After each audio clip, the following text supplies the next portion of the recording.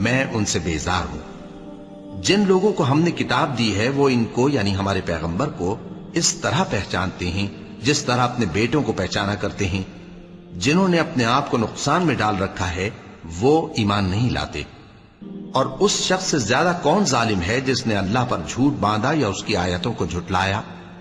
کچھ شک نہیں کہ ظالم لوگ کامیاب نہیں ہوں گے۔ اور جس دن ہم سب لوگوں کو جمع کریں گے پھر مشرکوں سے پوچھیں گے کہ آج وہ تمہارے شریک کہاں ہیں جن کا تمہیں دعویٰ تھا، تو ان سے کچھ عذر نہ بن پڑے گا اور بجز اس کے کچھ چارہ نہ ہوگا کہ کہیں اللہ کی قسم جو ہمارا پروردگار ہے ہم شریک نہیں بناتے تھے۔ دیکھو انہوں نے اپنے اوپر کیسا جھوٹ بولا، اور جو کچھ یہ افترا کیا کرتے تھے سب ان سے جاتا رہا۔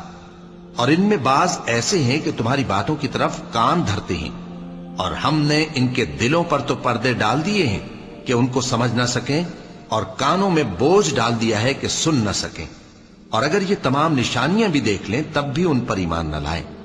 یہاں تک کہ جب تمہارے پاس تم سے بحث کرنے کو آتے ہیں تو جو کافر ہیں کہتے ہیں یہ قرآن اور کچھ بھی نہیں، صرف پہلے لوگوں کی کہانیاں ہیں۔ وہ اس سے اوروں کو بھی روکتے ہیں اور خود بھی پرے رہتے ہیں، مگر ان باتوں سے اپنے آپ ہی کو ہلاک کرتے ہیں اور اس بات سے بے خبر ہیں۔ کاش تم ان کو اس وقت دیکھو جب یہ دوزخ کے کنارے کھڑے کیے جائیں گے اور کہیں گے کہ اے کاش ہم پھر دنیا میں لوٹا دیے جائیں تاکہ اپنے پروردگار کی آیتوں کی تکذیب نہ کریں اور مومن ہو جائیں۔ ہاں یہ جو کچھ پہلے چھپایا کرتے تھے آج ان پر ظاہر ہو گیا ہے، اور اگر یہ دنیا میں لوٹائے بھی جائیں تو جن کاموں سے ان کو منع کیا گیا تھا وہی پھر کرنے لگے۔ کچھ شک نہیں کہ یہ جھوٹے ہیں، اور کہتے ہیں کہ ہماری جو دنیا کی زندگی ہے بس یہی زندگی ہے اور ہم مرنے کے بعد پھر زندہ نہیں کیے جائیں گے۔ اور کاش تم ان کو اس وقت دیکھو جب یہ اپنے پروردگار کے سامنے کھڑے کیے جائیں گے، وہ فرمائے گا کیا یہ دوبارہ زندہ ہونا برحق نہیں؟ تو کہیں گے کیوں نہیں، ہمارے پروردگار کی قسم بالکل برحق ہے۔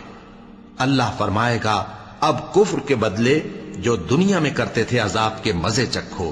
جن لوگوں نے اللہ کے روبرو حاضر ہونے کو جھوٹ سمجھا وہ گھاٹے میں آ گئے، یہاں تک کہ جب ان پر قیامت ناگہاں آ موجود ہوگی تو بول اٹھیں گے کہ ہائے اس کوتاہی پر افسوس ہے جو ہم نے قیامت کے بارے میں کی، اور وہ اپنے اعمال کے بوجھ اپنی پیٹھوں پر اٹھائے ہوئے ہوں گے۔ دیکھو جو بوجھ یہ اٹھا رہے ہیں بہت برا ہے، اور دنیا کی زندگی تو ایک کھیل اور مشغلہ ہے، اور بہت اچھا گھر تو آخرت کا گھر ہے، یعنی ان کے لیے جو اللہ سے ڈرتے ہیں۔